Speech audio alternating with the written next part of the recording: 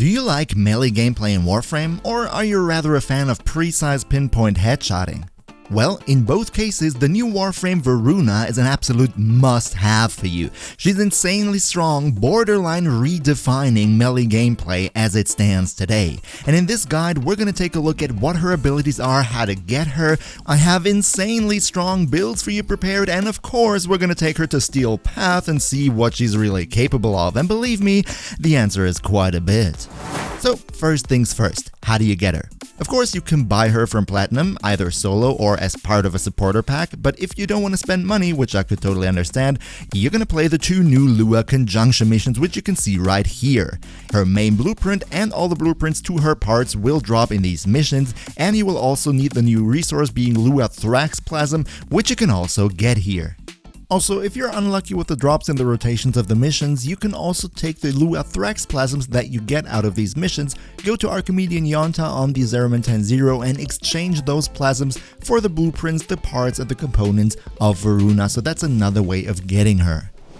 But now let's get to Voruna's abilities, starting out with the passive. And here's already the first special thing with Voruna, because compared to all other Warframes, Voruna doesn't get one, she gets 4 passive abilities, which you can switch by holding down the corresponding ability key mid-mission. Your first passive would be an increase in parkour velocity, which is nice if you want to go fast. On the number 2, which is getting more interesting already, you get complete immunity to status effects, which is very beneficial, especially for a melee-focused Warframe like Voruna, where you're gonna get hit quite a lot if you get up close and personal to your enemy. But what really kills it for me is number 3, which, as it stands right now, gives you 100% heavy attack efficiency, meaning if you have that passive on, none of your heavy attacks that you perform will cost you any combo counter whatsoever. You could just happily spam it and don't care about that. This is absolutely ridiculously strong given how powerful heavy melee attacks already are in the game. Closing with her 4th passive, which is 1 time per 30 seconds immunity to lethal damage. If you ask me, it sounds kinda good on paper, but in reality, if you're in the high level Steel Path, I think a 30-second cooldown for stopping lethal damage might not really make all too much of an impact. By the way, all those passive abilities are not modified by mods whatsoever, and if you replace one of her active skills with a helmet skill, you're also going to lose the corresponding passive ability tied to said skill. Going on with her 4 main abilities. Number 1, Shroud of Dinar makes you invisible for a certain amount of time, however the invisibility fades out as soon as you attack an enemy. However, if you manage to kill that enemy with the hit, you get a huge buff in crit damage and status chance for a short period of time, which can be extended for some more seconds if you land more consecutive kills. Number 2, Fangs of Rax. You jump onto an enemy and deal 5 random status effects, each with a stack of 10 procs. And if you kill that enemy, these status effects will jump over to nearby foes as well. So friends, forget the primers, our condition overload will now be fed by this one. Also, if you use this ability while being invisible from your first skill, your invisibility will not fade away. Ability number 3, which is also her helmet ability, is called Lycuth's Hunt, and it's insane for supporting your playstyle. If you get a melee kill, you have a chance that the enemy drops a health orb. However, if you get a headshot kill, you have a guaranteed chance of that enemy dropping an energy orb. If you put it on other frames via helmet, of course the chances are going to be reduced, but this is insanely strong and helps a lot, especially with mods like Equilibrium. Oh, and by the way, if you kill enemies with 5 or more status effects on them, the duration of this skill extends itself, so combined with the second skill, it should be no problem to constantly have this thing on. And believe me, you should. And finally, her 4th and ultimate ability, Ulfrun's Descent. Voruna gets down on all 4s and charges at her enemies, dealing damage and knockdowns and everything. And the nicest part about it is you can also do that while being invisible from your first skill, so that's nice. However, I personally feel while this is surely good at star chart level, in the higher Steel Path area, the 4th skill is not gonna do enough damage to really be sustainable, and this is probably gonna be your go-to replacement skill where you would insert something via helmet. But alright, enough with the skills, let's take a look at the builds because that's what you're actually here for. Today I have 2 builds prepared for you, one being more focused onto melee, the other one being more focused on her ultimate ability. And we're going to take a look at how they work, how they're set up, and of course how to play them. First off, this is my melee Steel Path build. In the aura we have Steel Charge, which is of course a buff for melee attack damage, but to be honest, you're pretty free to use whatever you want here, because your melee hits are going to be so strong with this build, you don't need the added melee damage. But you know, it's nice for the mod capacity as well. Prime sure-footed in the Axela slot because being on your butt is not really nice and you die pretty quickly if it happens. With this one, it doesn't. Then up next, we're going to take a look at how we keep Voruna alive. Looking at her health, armor, and shield, you know, this is not really looking that tanky, so let's make her tanky. First off, let's slap on adaptation to give us more damage resistance. Then the next one, and that's already pretty neat, health conversion. Each time we pick up a health orb, we gain 450 additional armor, stacking up to 3 times, which is already a great armor boost. And the good thing is, since we have our third skill here that basically gives us infinite health orbs, this one will always be on, always be at full stack, so that's a nice second layer of damage resistance. Up next we go into Equilibrium, which is going to be our #1 source of energy sustainment. We don't have Arcane Energize or anything else that supplies us with energy, we're going to be solely relying on Equilibrium, but that shouldn't be a big problem because what Equilibrium does is whenever we pick up a health orb, we also get energy and vice versa. And as we already said, we have an abundance of health orbs through our third skill, so that's not going to be a problem, we're always going to have enough energy. So these are the mods that we need to sort of sustain ourselves. But what are we actually doing with this build right here? As you can see down here, via Helmet System, I infused Mag's Pull onto Voruna, which is super nice, especially for a melee focused build. Yes, you could also use Ensnare, and yes, you could also use Larva, but personally I prefer Pull because it's cheaper and it's a one-hand ability, so you're not locked into any animation. So first of all, what we're gonna do is we want to have as much range as possible for our Pull to pull in as many enemies as possible. With Stretch, Augur Reach, and Overextended, we're going to make sure that we have as much range as we can possibly have. By the way, the negative 60% ability strength is not going to be a problem with this build here, because everything that we're going to do is not going to be negatively impacted by a low ability strength value, so nothing to worry about. And finally, we close the build with Vitality, giving us a bit more health, which is always nice because 450, let's be honest, is a bit low, even if we're pretty tanky. After all, we're talking about Steel Path here. So let's also take a look at the arcanes that we chose here. In the first slot we have Arcane Guardian, giving us plus 900 armor flat for 20 seconds if we take damage. This one should be on all the time and is a nice addition to health conversion, boosting our total armor up to over 2000. And secondly, you're actually free to do whatever you like. I personally chose Arcane Strike to give me some more melee attack speed, so I did not have to mod into that for my melee weapon, having some more mod space there. Also, this build here is going to be paired with a heavy attack build on a melee weapon. Right here I use the Hate because I have a Riven for the Hate, which makes it pretty nice and I like the weapon, but you're free to use whatever heavy hitter you want to use. Remember, our third passive ability gives us... Thank you Hotfix for making it into the video again. Our third passive ability gives us insanely high heavy attack efficiency, so we're gonna go with a heavy attack build. Also with this build, I strongly recommend pairing Voruna with a Panzerwölfe because with the Viral Quills mod, the Panzerwölfe can spread viral effects onto the enemies with insane efficiency, and that means you don't have to worry on spreading viral. Yes, I know, you have your second skill which does a whole lot of random elements, but you can't be sure it's actually going to be viral that will be included, and viral is very important. Also, since we're going to be focused on dealing melee stuff all the time, we don't really have the time to pull out our primer and do the viral ourselves, so the Panzerwölfe with Viral Quills is going to be our best bet to make sure the enemies die quickly. But with that being said, let's actually take a look at how you're going to play this one, and actually it's pretty easy. First of all, you're going to make sure your third passive ability is on at all times so you have the heavy attack efficiency.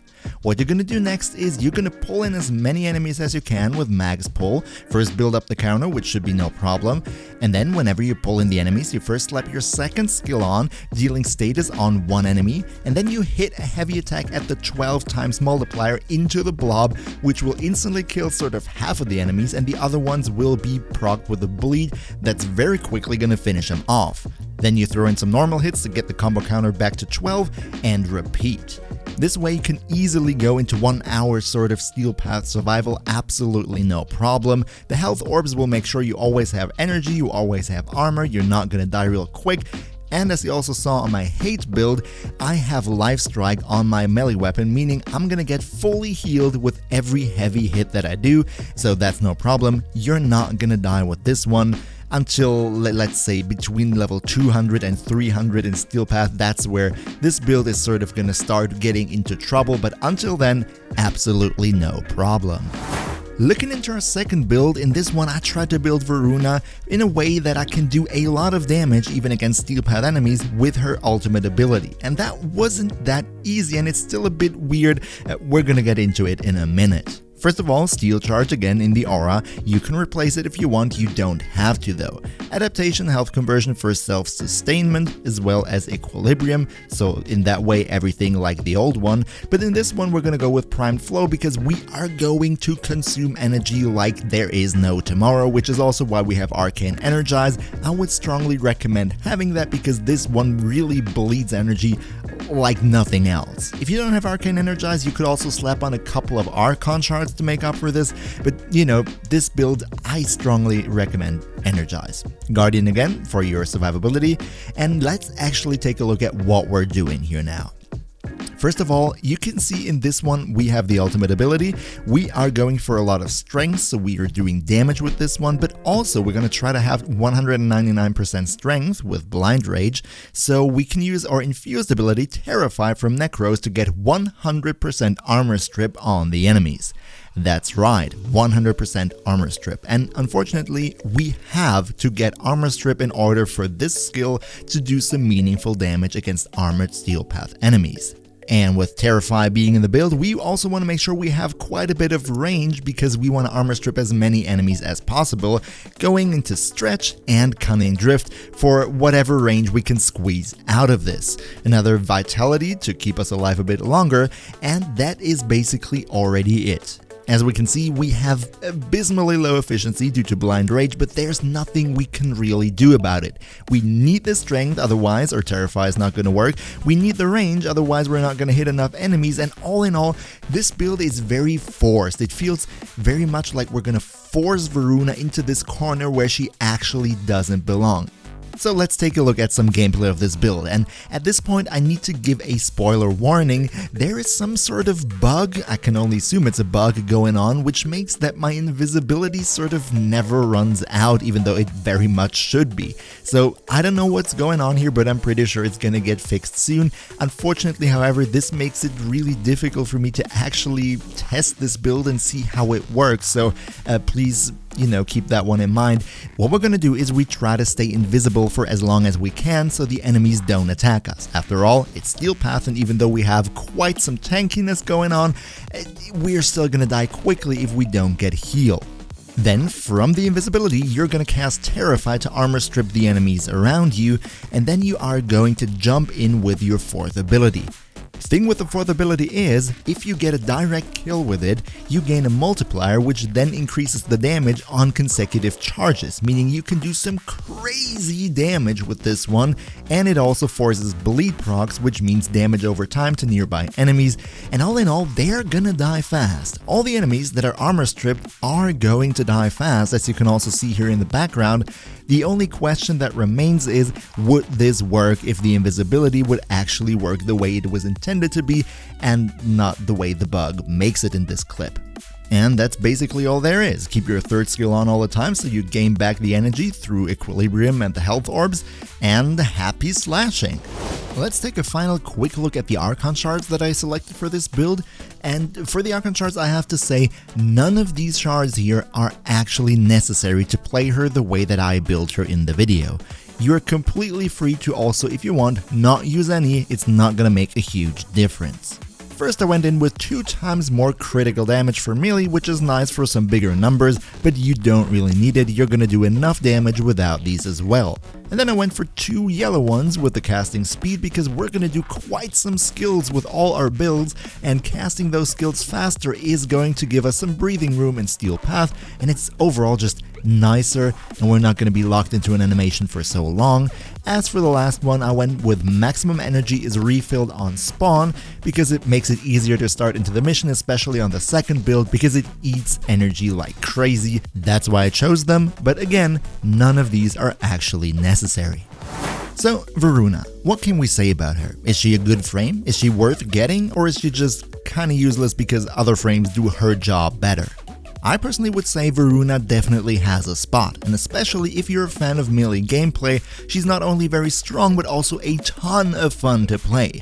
I personally would recommend playing her with my Steel Path melee build because it is very nice, it works perfectly fine, and it's super easy to do. However, I have to admit that as we go on into the really high level, above level 1000, maybe even going into level cap, Voruna doesn't bring anything to the table that would make her more viable than other options like maybe Valkyr.